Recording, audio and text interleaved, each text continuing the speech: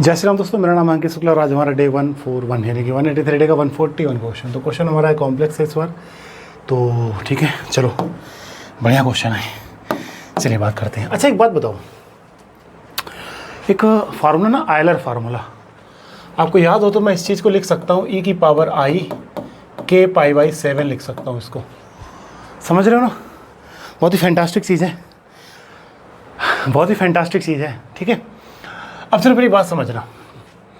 तो सर उस हिसाब से अगर हम इस चीज़ को देखेंगे तो a k प्लस 1 को हम लिखेंगे e की power i pi k plus 1 by 7। मैंने कहा हाँ, तो सर हम इस तरीके से a k 4k माइनस 1 को क्या लिखेंगे, मैंने कहा e की power i pi 4k minus 1 by 7।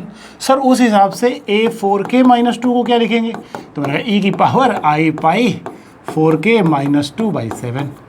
Oh sir okay okay okay, समझ गए, समझ आया कि नहीं आया? चलो कोई दिक्कत नहीं यहाँ पे। अब हम क्या करेंगे, अब कुछ नहीं करना है, अपने आप होगा क्वेश्चन। अब तो ये देखना, तो समेशन k की वैल्यू 1 से लेकर के 12 और ak प्लस 1 ak, तो ak तो तुम्हें पता ही है ये हमारा ak है और ये ak प्लस 1 है।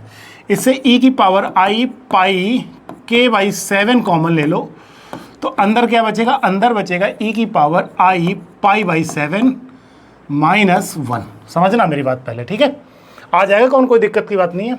इसी तरीके से अगर डिनोमिनेटर को देखें, इसी तरीके से अगर हम डिनोमिनेटर को देखें तो समेशन k की वैल्यू 1 से लेकर के 3 तक 4k माइनस 1 4k माइनस 2, तो 4k माइनस 2 कॉमन ले लो, तो e की power i pi 4k minus 2 by 7 common लोगे, तो यहाँ पे क्या बचेगा, e की power i pi by 7 minus 1। समझ आया कि नहीं आया? इससे ये क्या हो जाएगा, कैंसिल आउट हो जाएगा, इससे ये क्या हो जाएगा, कैंसिल आउट हो जाएगा। अब हमारे पास ये बचा। अब हमें इतना पता है कि अगर मैं इसका मैग्नीट्यूड निकालूंगा, इसका अगर मैं मैग्नीट्यूड निकालूँ तो जो कि अपने को क्या मिलने वाला है 1, जो क्या मिलने वाला है 1, क्योंकि थीटा तो सेम ही होगा ना, क्योंकि हमें पता है कि e की power i theta is equal to क्या, e की power i theta is equal to क्या होता है, cos theta plus i sine theta. और जब तुम इसका मैग्नीट्यूड निकालोगे तो वो तो 1 ही आने वाला है। इसका मतलब है कि ऊपर भी 1 बैठेगा और नीचे भी 1 बैठेगा। अब तो ये आ गया i की k की वैल्यू 1 से लेके 12 तक 1, और ऐसे k की वैल्यू 1 से लेकर के 3 तक, तो ऊपर तो आ जाएगा 12 और नीचे आ जाएगा 3, तो आंसर कितना आ जाएगा, दौड़ के आंसर आएगा 4।